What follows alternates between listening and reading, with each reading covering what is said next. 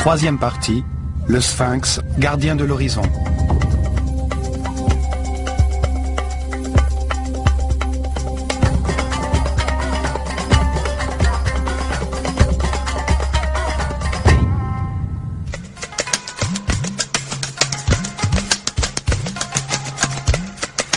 Nous allons poursuivre notre histoire de l'école de mystère de l'œil d'Horus, une caste sacerdotale fermée qui a incarné le véritable pouvoir en Égypte.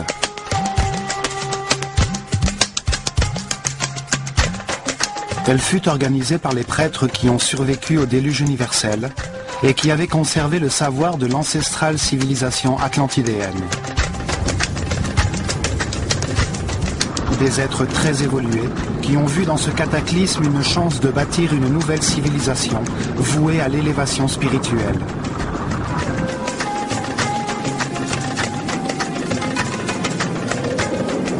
Ils utilisèrent leurs temples comme des livres vivants pour révéler leur connaissance sur Dieu et sur le fonctionnement de l'univers afin d'accélérer l'évolution de leur peuple.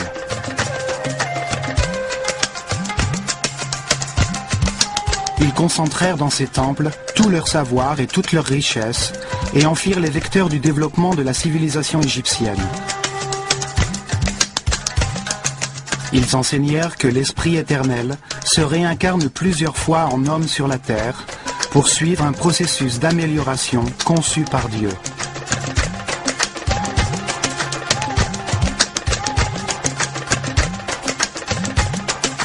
Il s'incarne dans de différents corps, nés dans des familles, des époques et des lieux différents, dans différentes conditions matérielles, économiques et sanitaires.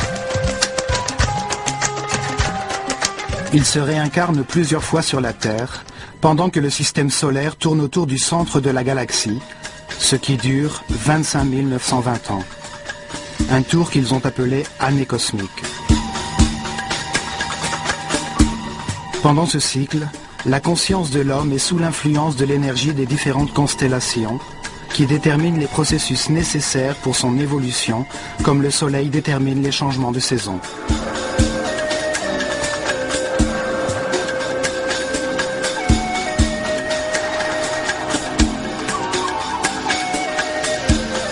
Les Égyptiens croyaient que les étoiles déterminaient le destin d'un homme au moment de sa naissance, comme elles déterminent plus largement de l'humanité entière. Ils concevaient le destin comme un ensemble de difficultés que chaque homme devait connaître dans sa vie afin d'en apprendre quelque chose. Selon eux, on ne pouvait connaître la vérité qu'en comparant des fins opposées, dans un univers dual formé de contrastes, de lumière et d'obscurité. En faisant usage de notre libre arbitre dans les situations que nous traversons, nous apprenons des résultats de nos décisions. L'anxiété nous permet de comprendre la sérénité, la peur nous fait comprendre l'harmonie, les conséquences de la haine nous conduisent à comprendre ce qu'est l'amour. Ainsi, vie après vie, un processus d'élévation spirituelle se produit. À chaque nouvelle vie, l'homme renaît plus sage, plus respectueux et tolérant, jusqu'à ce qu'il devienne, à la fin de ce cycle, un surhomme immortel.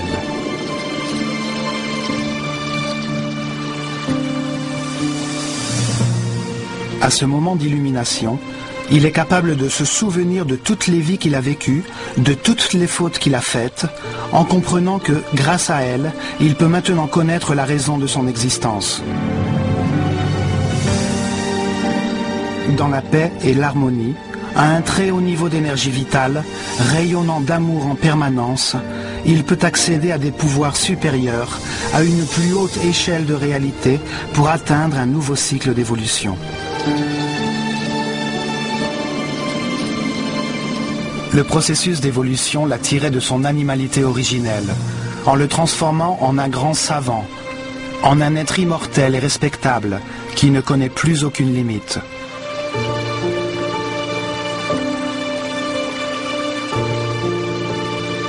Grâce à cette compréhension de la vie, les Égyptiens vécurent dans la paix et l'harmonie durant des milliers d'années et faisant de leur civilisation un modèle. Les prêtres de l'œil d'Horus nous ont laissé ces vérités à l'intérieur de leur temple. C'est pour cela que nous allons les visiter un par un dans cette série de documentaires.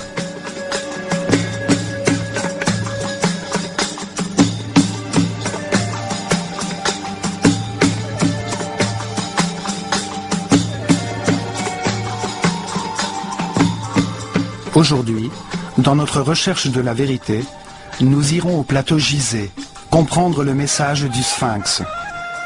Un message qui nous parvient à travers le temps.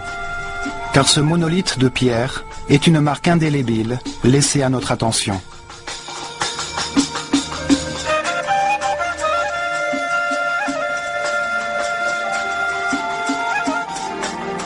Le Sphinx révèle des mouvements astronomiques observés pendant des milliers d'années par les Atlantidéens au cours du cycle astronomique précédant l'ère égyptienne. De nos jours, nous croyons que l'Atlantide n'était qu'un mythe.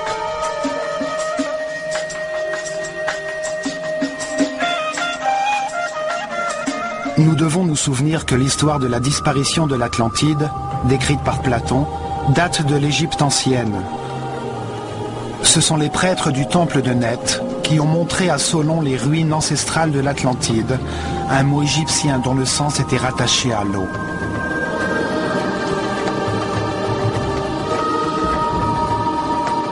Le terme Atlu veut dire eau, ou plus précisément, la limite de la terre qui touche l'eau.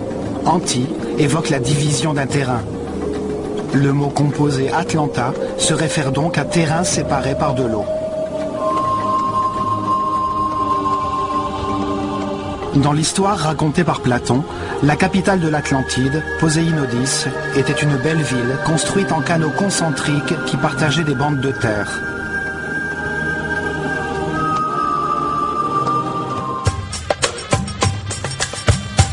Pour dévoiler les secrets du Sphinx, c'est sa forme symbolique, sa taille gigantesque de pierre monolithique, sa situation géographique et la direction de son regard. Nous reconstituerons les mouvements des étoiles après le déluge universel et nous verrons ce que veulent dire les signes d'érosion provoqués par les pluies sur son corps.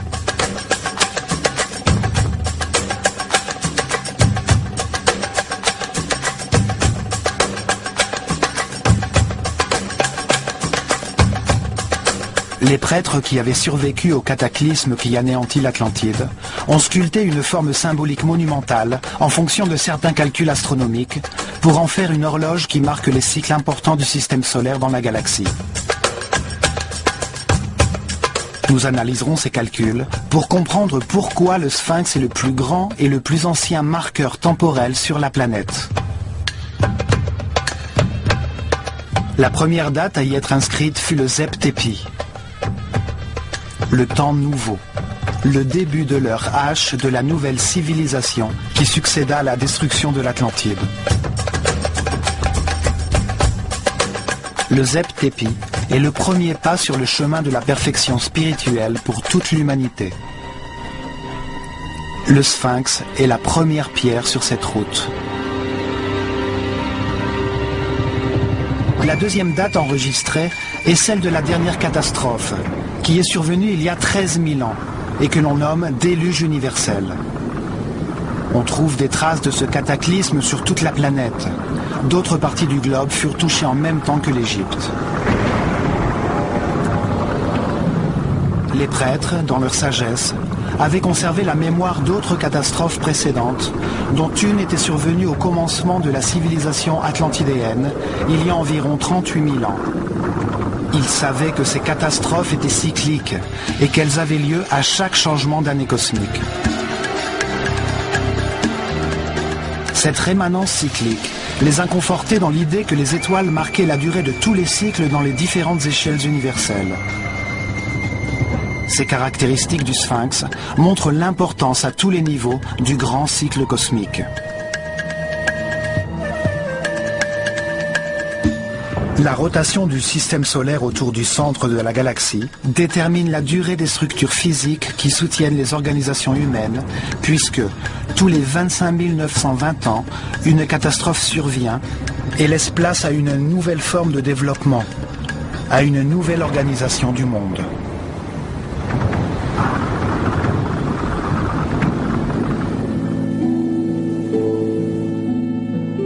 les structures qui organisent la vie et le développement de l'homme sont périodiquement détruites. À la fin de chaque cycle cosmique, de grands changements surviennent dans le Soleil et provoquent d'importants désordres météorologiques qui détruisent tout ce qui a été construit sur la Terre.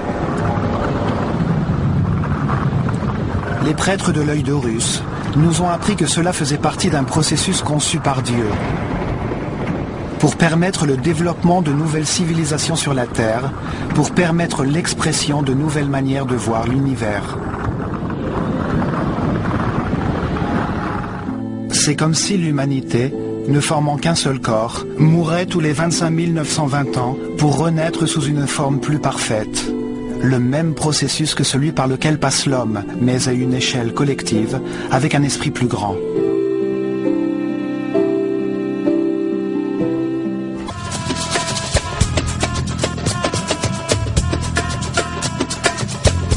Dans la sphère céleste, au-dessus du pôle Nord, se trouvent 6 constellations.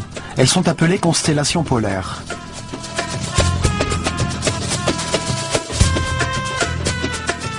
Plus bas, près de l'équateur, se trouvent 12 constellations zodiacales.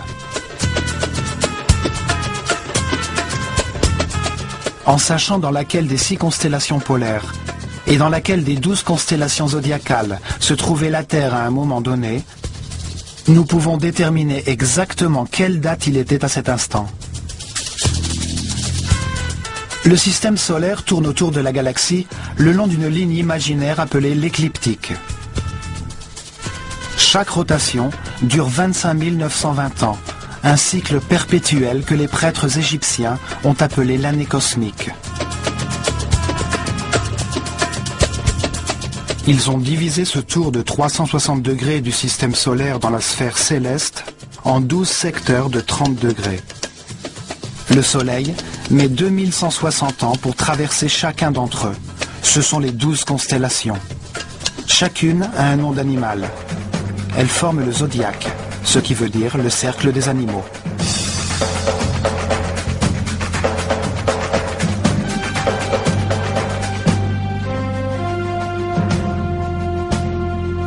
Tout au long de cette rotation, la planète reçoit les différentes énergies des 12 constellations ou signes du zodiaque. Ce sont eux qui déterminent le destin de l'homme à chacune de ses réincarnations, les circonstances difficiles par lesquelles il doit passer pour effectuer son apprentissage.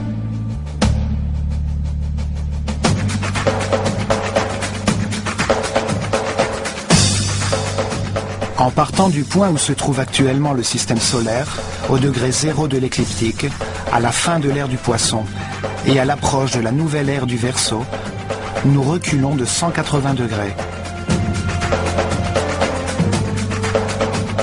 C'est là où le système solaire se trouvait il y a 12 960 ans, à 180 degrés de l'autre côté de l'écliptique, dans la constellation du Lion.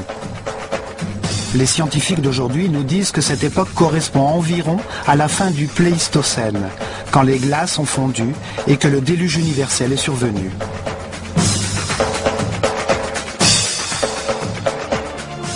Le sphinx est la réunion des 2 symboles qui représentent le zodiaque et les constellations polaires dans le ciel, le lion et l'homme, ce qui nous indique une date précise dans le temps.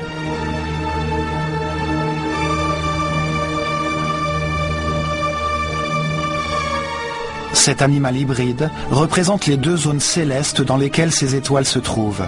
Le corps du lion représente la constellation du lion. L'homme est le symbole de la constellation polaire, que nous appelons aujourd'hui Hercule, et que les Égyptiens appelaient Toum, l'Adam de la mythologie astronomique. Le mouvement combiné de ces 2 niveaux célestes est appelé pari-passu. La paire de constellations que la Terre traverse dans son parcours autour de la galaxie, que les scientifiques nomment la précession des équinoxes. Le sphinx marque ainsi le Zep-Tepi, le nouveau temps. L'étoile polaire est appelée ainsi car elle se situe au-dessus du pôle Nord, directement au-dessus de l'épine dorsale de la planète, de son axe de rotation. C'est une étoile fondamentale, qui a le pouvoir de diriger le ciel, car vue depuis la Terre, la sphère céleste tourne autour d'elle.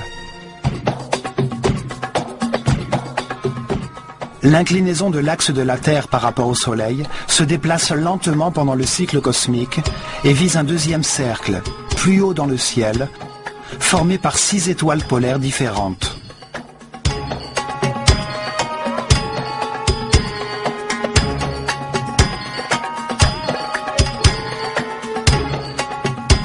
Les Égyptiens ayant hérité de cette connaissance des étoiles, ils savaient qu'en divisant ce deuxième cercle en segments de 60 degrés, ils constateraient que l'axe de la Terre pointe en direction d'une étoile polaire différente tous les 4320 ans.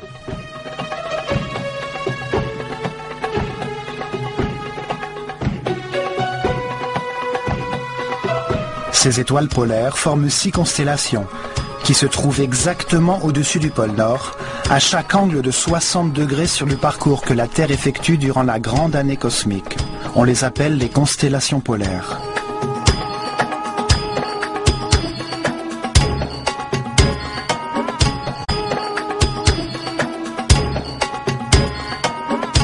Dans la constellation de la Petite Ourse se trouve l'étoile Polaris, qui est notre étoile polaire actuelle.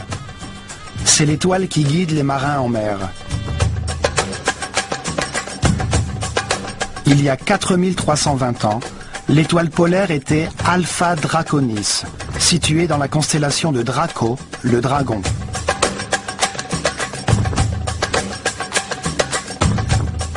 Il y a 8640 ans, le pouvoir céleste résidait dans l'étoile polaire de la constellation d'Hercule, ou de l'homme.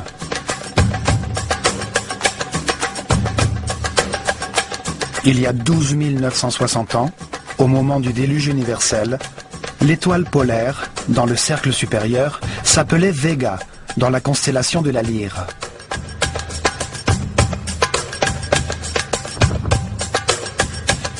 Encore 60 degrés en arrière, il y a 17 280 ans, l'étoile de Deneb, dans la constellation du Cygne, brillait dans le pôle Nord.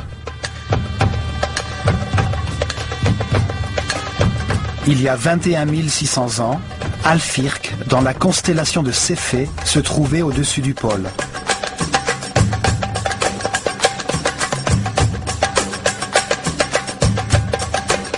Et il y a exactement 25 920 ans, ce qui correspond à un tour complet de l'année cosmique, l'étoile Polaris, dans la Petite Ourse, brillait au-dessus du pôle, comme maintenant.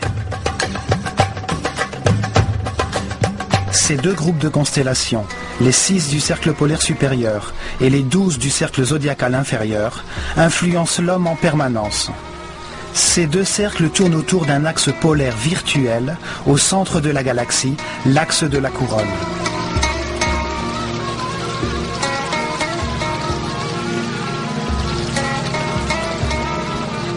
Pour les Égyptiens, toutes les sphères célestes reposaient sur ces colonnes polaires, disposées symétriquement, à chaque angle de 60 degrés, sur le cercle vers lequel pointe l'axe de la Terre dans son voyage à travers la galaxie. L'ancienneté et l'exactitude des connaissances égyptiennes sont évidentes. Les prêtres, les gardiens du temps, ont hérité de données astronomiques qui avaient plus de 26 000 ans. Les astronomes modernes ont pu prouver l'existence de ces deux mouvements, qu'ils appellent la précession des équinoxes, car c'est à travers les changements dans l'axe des équinoxes qu'ils ont pu les vérifier. Le Soleil, vu de la Terre durant une année solaire, semble avoir 4 coins, 4 positions qui limitent ses mouvements dans l'horizon. Elles correspondent aux solstices d'été et d'hiver et aux équinoxes d'automne et de printemps. Le solstice d'été, le 21 juin, est le jour le plus long, et par conséquent, la nuit la plus courte de l'année. Le solstice d'hiver, le 22 décembre, est le jour le plus court et la nuit la plus longue de l'année. Les équinoxes d'automne et de printemps sont 4 jours pendant lesquels le jour et la nuit ont la même durée.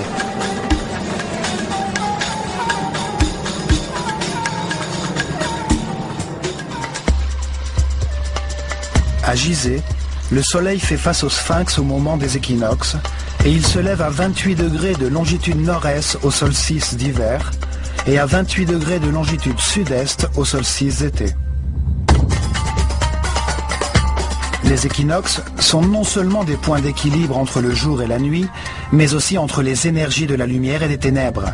Ces jours-là, les portes dimensionnelles du temps et de l'espace s'ouvrent. C'est pour cette raison que les jours d'équinoxe ont été traditionnellement importants pour toutes les cultures sur la Terre.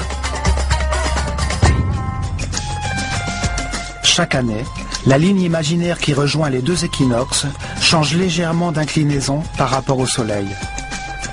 Cet axe se déplace d'1 degré en 72 ans et de 30 degrés en 2160 ans. Au bout de 25 920 ans, il a effectué une rotation de 360 degrés. Par conséquent, ce que l'on appelle aujourd'hui la précession des équinoxes correspond exactement au cycle défini par les Égyptiens dans le pari passu, aux 2 niveaux de rotation de la Terre durant la grande année cosmique. En reliant le signe du lion avec celui de l'homme dans la constellation d'Hercule, le Sphinx marque le moment qui a immédiatement suivi le déluge universel, un désastre qui arrive périodiquement à la fin de chaque grand cycle cosmique, tous les 25 920 ans.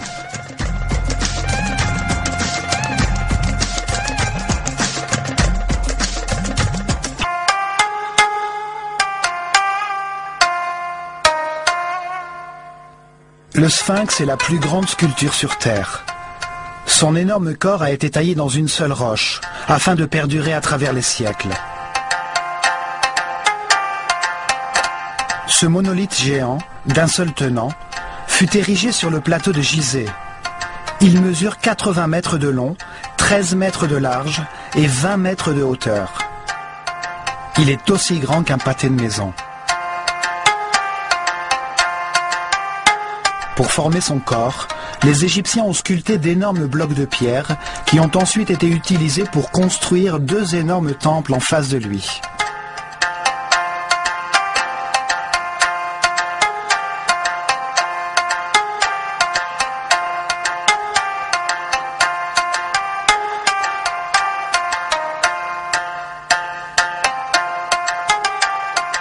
Énigmatique et imposant, c'est le plus beau monument qui nous reste du passé.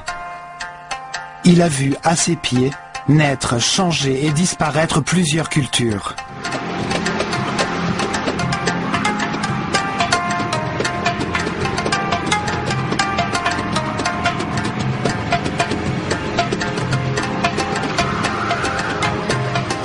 Sa localisation géographique sur le plateau Gizeh, aussi appelé Rosto dans l'ancestral Livre des Morts, est très particulière.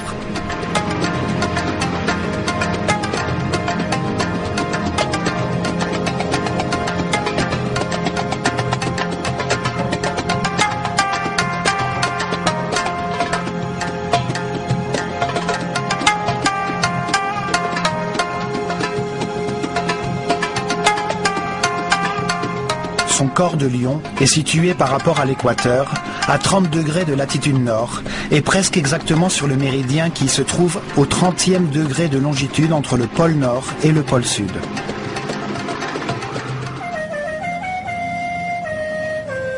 « 30 degrés de latitude, 30 degrés de longitude, sur l'un des points diamagnétiques de la planète. De nos jours, nous savons que le réseau électromagnétique de la planète se structure tout autour de la Terre, entre les 30e parallèles de latitude nord et sud, et à des distances harmonieuses, égales et régulières.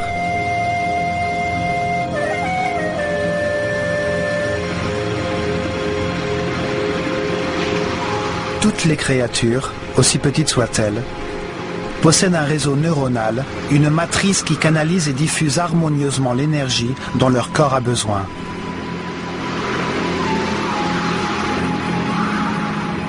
La Terre est enveloppée par ce réseau géométriquement parfait de lignes équidistantes, composées de polyèdres, le long desquels circule l'énergie qui lui permet de vivre.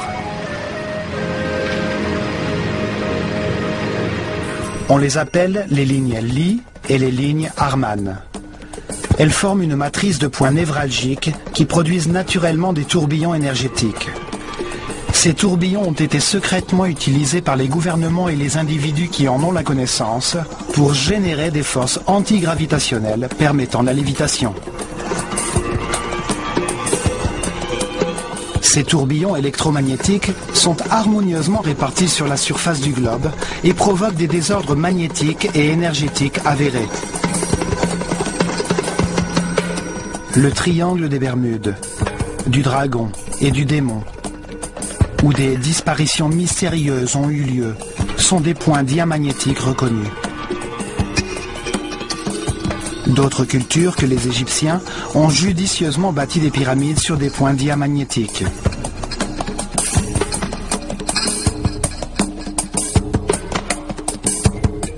Des pays y ont stratégiquement placé des bases militaires. Avec une technologie adéquate, l'énergie de la planète peut être utilisée sur ces points afin de neutraliser l'effet de la gravité sur n'importe quel objet qui se trouve dans son champ d'action. Des expériences de changement dimensionnel, comme l'expérience de Philadelphie, dirigée par Nikola Tesla en 1943 aux États-Unis, ont aussi été réalisées sur ces points. À l'endroit de ces tourbillons, apparaissent également des portes dimensionnelles qui s'ouvrent et se ferment au crépuscule, les jours d'équinoxe. Pour les Égyptiens, le jour d'équinoxe correspondait à la porte de Maat, la déesse de l'équilibre et de justice. Ces jours-là avaient lieu sur le plateau Rosto des cérémonies particulières auxquelles participaient les disciples de l'école de mystère.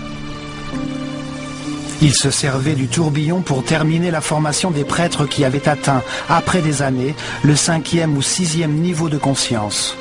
Ils étaient alors transportés par une force externe jusqu'aux plus hautes dimensions. Les prêtres de l'œil d'Horus ont utilisé leur savoir ancestral pour construire, à un point critique du réseau électromagnétique de la planète, une grande pyramide qui leur permettait d'exploiter une source inépuisable d'énergie à des fins spirituelles. Ils recevaient dans leur corps les énergies condensées de la planète, grâce auxquelles ils pouvaient atteindre de très hauts niveaux de vibration qui provoquaient chez eux des états particuliers de conscience.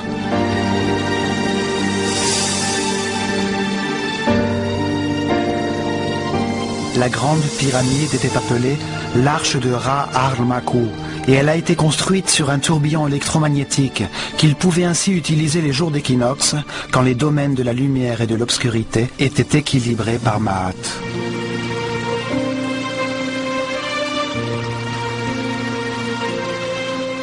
Ces jours-là naissaient les Néthers, les esprits exceptionnels, les Semsu-Or, disciples d'Horus, qui rayonnaient d'amour et guidaient leur peuple en élevant son niveau de conscience par leur exemple et par leur connaissance de la réalité de l'univers.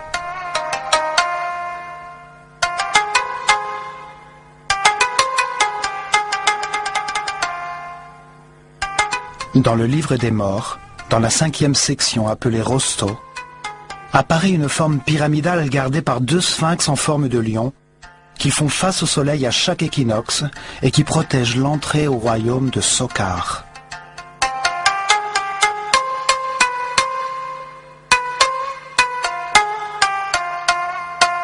Les couloirs ascendants ressemblent au passage de la grande pyramide. C'est là où a eu lieu la transformation finale de l'Osiris que chaque être humain porte à l'intérieur de lui-même. C'est là où se produit l'illumination qui le transforme en Horus, le surhomme immortel.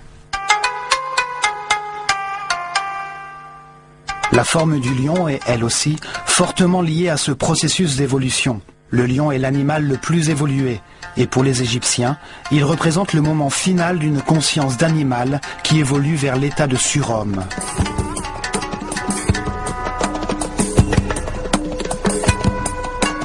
Ces éléments, parmi de nombreuses preuves, font de l'emplacement du sphinx un lieu particulier et disqualifient l'idée selon laquelle le sphinx ne serait qu'un simple monument et la grande pyramide un tombeau.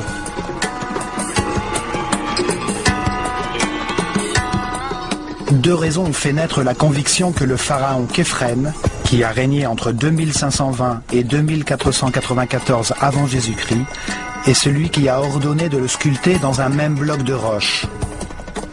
La première raison est qu'on pense que son visage ressemble à celle d'une statue de diorite noire du pharaon Képhren qui a été retrouvée enterrée la tête à l'envers près du Sphinx dans le temple de la vallée. Cette statue le représente avec un faucon sur la nuque. Nous avons retouché l'image du Sphinx à l'aide d'outils numériques pour obtenir une approximation de son visage à l'état original.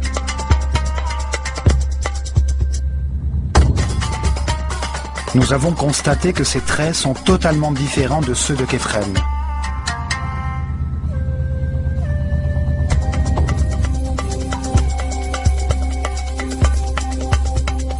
Il est reconnu que le Sphinx était appelé Abu-Ol et que pendant très longtemps, il a été peint en rouge, la couleur de l'Égypte.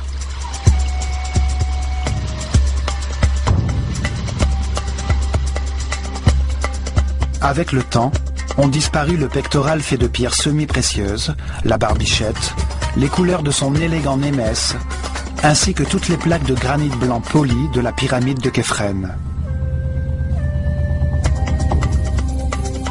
La seconde raison est qu'une stèle, sculptée dans la pierre, avec la syllabe Kef, écrit sur la 13e ligne, a été retrouvée entre les bras du Sphinx. Selon les égyptologues traditionnels, ceci permet d'attribuer sa construction à Képhren.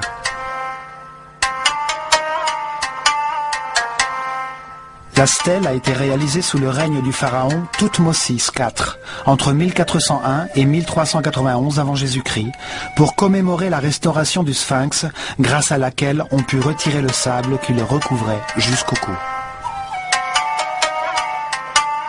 La stèle indique que le Sphinx est la personnification d'un grand pouvoir magique qui a existé à cet endroit depuis le début des temps, depuis le Zep-Tépi. Son texte dit que, quand il était très jeune, Thoutmôsis IV a vu le Sphinx en rêve, et que celui-ci, il était très jeune, Thoutmôsis IV a vu le Sphinx en rêve, et que celui-ci lui a promis qu'il deviendrait pharaon s'il le faisait désensabler.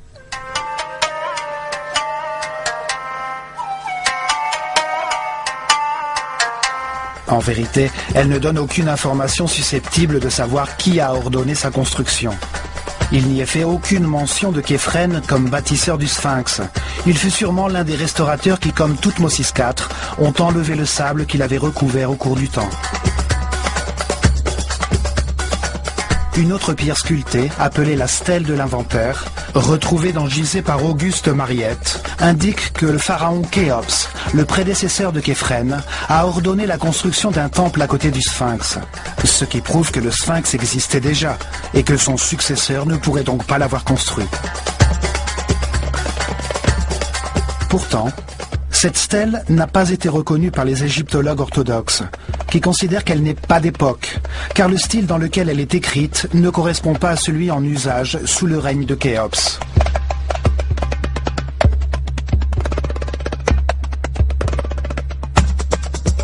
En réalité, le Sphinx est resté enterré dans le sable durant des milliers d'années.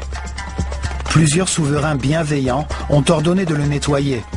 Il était alors désensablé pendant quelque temps, mais on le négligeait de nouveau.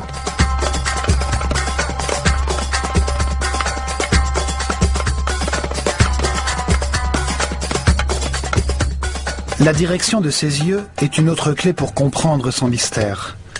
Sa tête d'homme fait face à l'est. Il a ainsi contemplé le lever du soleil pendant des milliers d'années.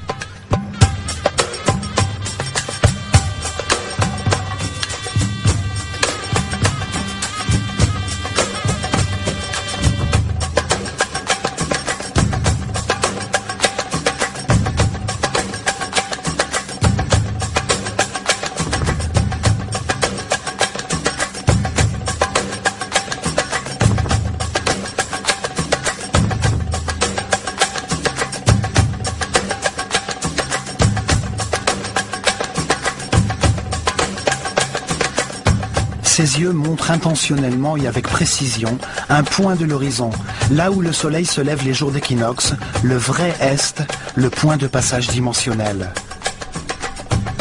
La variation de l'angle de la ligne imaginaire qui en passant par le soleil réunit l'équinoxe de printemps et l'équinoxe d'automne, est aujourd'hui utilisé pour mesurer la variation d'angle ou précession des équinoxes tout au long de la grande année cosmique. Son angle varie d'1 degré en 72 ans, de 30 degrés en 2160 ans et de 360 degrés en 25 920 ans. Elle marque l'année cosmique, le cycle qui détermine les réincarnations de l'homme et la survenue de cataclysmes périodiques.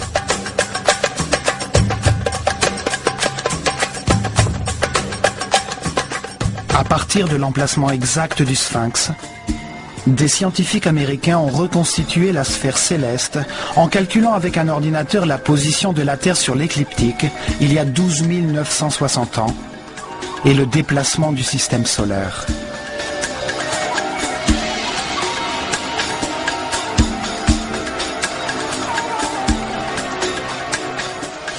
Ils ont confirmé qu'à cette époque, au point exact vers lequel regarde le Sphinx, le vrai est de l'horizon, à une latitude de 30 degrés, se levaient chaque nuit les étoiles de la constellation du Lion. Le Sphinx regardait, à l'horizon, les étoiles du signe zodiacal du Lion, la constellation que le système solaire traversait en ces temps-là. Ces travaux confirment donc le message que le Sphinx veut nous transmettre sur le temps, sur sa forme symbolique et sur son emplacement précis. Au même moment, à 90 degrés au sud, se trouvait la constellation d'Orion, à 9 degrés sur la ligne du méridien nord-sud.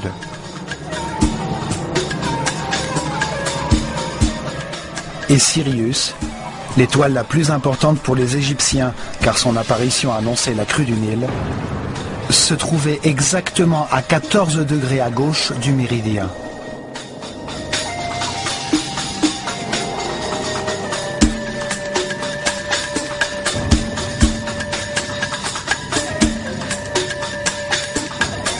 La date que le Sphinx nous indique, le début de la nouvelle civilisation, le Zep-Tepi, est confirmée par la relation entre sa forme symbolique et la constellation zodiacale du Lion, d'une part, et de la constellation polaire d'Hercule, d'autre part.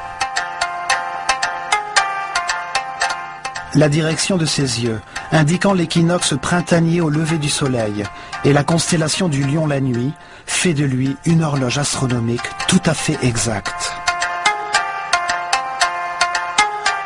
Son emplacement a été choisi avec une grande précision pour en faire le porteur d'un message à l'intention de tous ceux qui, à l'avenir, chercheraient la vérité. Il nous dit que le cycle le plus important pour l'homme est l'année cosmique et nous montre un emplacement du réseau électromagnétique de la planète.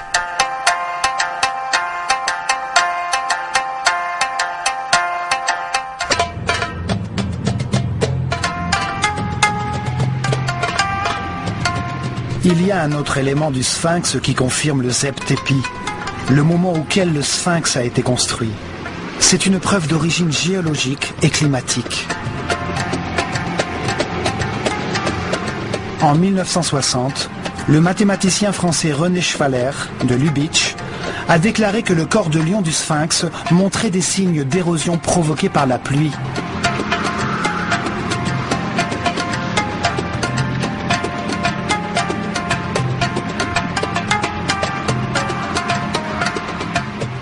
Cette révélation fut accueillie avec stupéfaction, car il est connu que le Sphinx a été enterré dans le sable jusqu'à son cou 90% du temps pendant les 4500 dernières années. Depuis l'an 2500 avant Jésus-Christ, la date où on a coutume d'admettre qu'il fut construit par le pharaon Képhren, seuls quelques souverains bienveillants se sont donné la peine de le restaurer en faisant enlever le sable qui le recouvrait.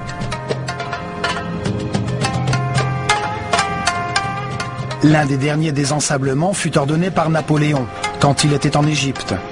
Ainsi, comment pourrait-il montrer des signes d'érosion provoqués par la pluie ?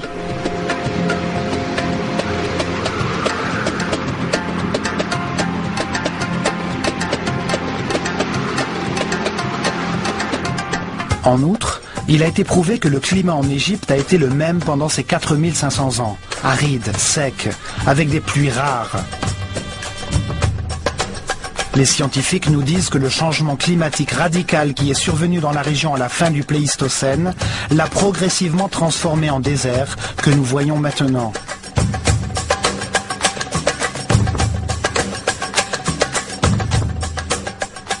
Cela signifie que la pluie qui a érodé le corps du Sphinx pourrait être tombée seulement entre les années 10 960 et 5000 avant Jésus-Christ, quand le plateau Gizeh s'est transformé en désert de sable et que le Sphinx a été enterré jusqu'au cou, protégé du temps.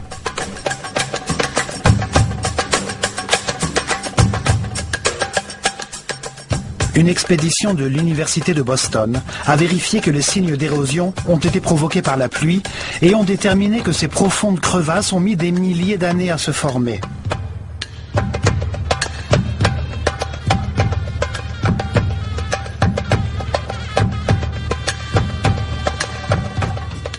Ceci confirme l'antériorité du Sphinx et relance le débat sur la date de commencement de cette civilisation, point sur lequel les égyptologues orthodoxes ne sont pas venus à s'accorder.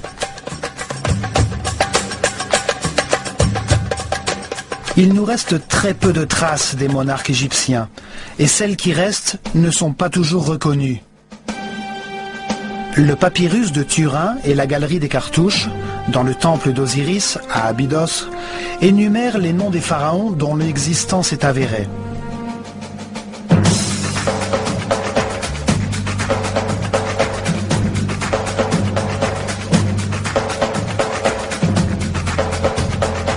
On attribue l'unification de l'Égypte vers l'an 3000 avant Jésus-Christ au légendaire roi Ménès, dont le nom apparaît sur la palette de Narmer.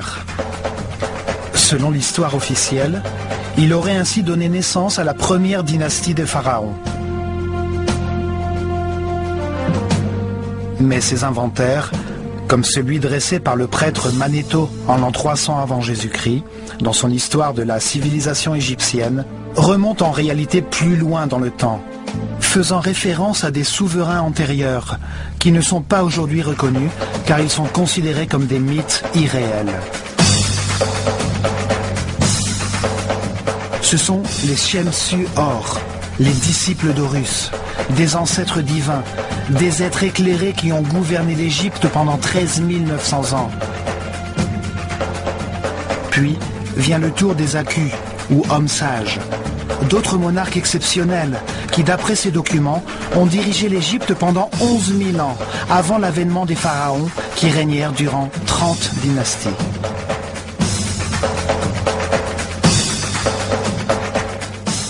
Cela signifie qu'il y avait une civilisation en Égypte. Avant même le déluge universel, pendant le cycle atlantidéen, avant le Zep-Tépi et le commencement d'un nouveau cycle intégrant les connaissances antérieures. Ceci explique aussi une des incohérences de l'histoire officielle, qui fait débuter la civilisation égyptienne vers l'an 3000 avant Jésus-Christ. Il est inconcevable que l'art, la science, les techniques d'architecture et l'écriture hiéroglyphique aient pu être aussi développées dès cette époque. Certaines des réalisations des premières dynasties surpassent les développements ultérieurs.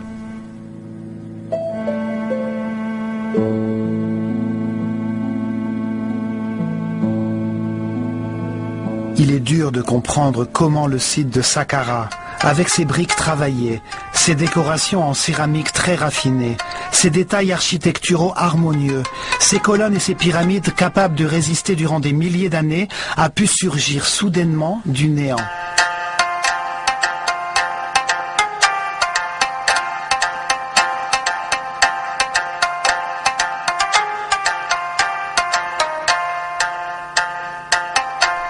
C'est comme si notre civilisation actuelle avait subitement construit une navette spatiale, sans avoir jamais connu les avions de toile, le DC-3 ou les vols Gemini qui conduisent l'homme sur la Lune.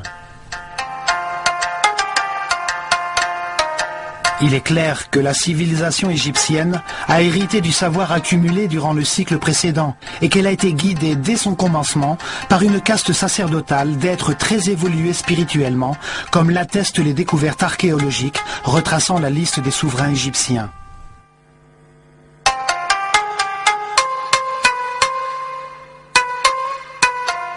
Ceci confirme également que le sphinx a été sculpté dans la pierre par les prêtres de l'école de mystère de l'œil d'Horus immédiatement après le déluge, durant la période prédynastique. Le sphinx est une sculpture gigantesque, construite en un seul bloc, pour résister à l'épreuve du temps. Sa forme symbolique a été minutieusement étudiée pour en faire un point de rencontre astronomique. Il se trouve précisément sur l'un des nœuds diamagnétiques de la planète, indiquant la présence de forces énergétiques planétaires là où la Grande Pyramide a été construite.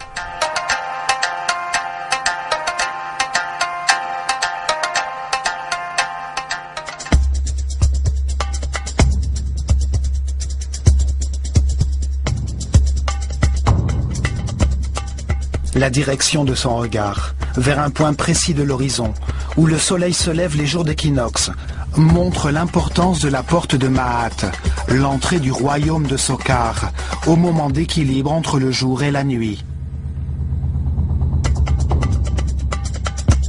Dans cet univers de contraste, c'est seulement grâce à cet équilibre entre la lumière et l'obscurité, entre deux extrêmes, que l'unité peut être réalisée.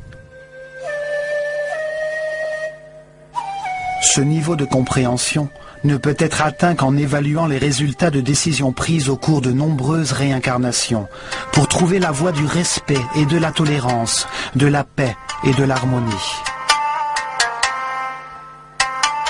Tous les temples de la civilisation égyptienne ont porté ce message. Le chemin du perfectionnement par la réincarnation pour atteindre l'illumination était le fondement de leur foi.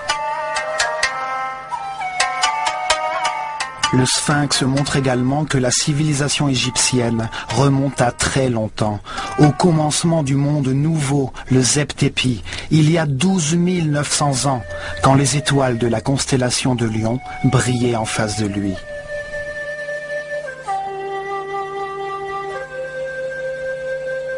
Le sphinx rappelle l'existence de l'année cosmique, le cycle le plus important pour l'humanité.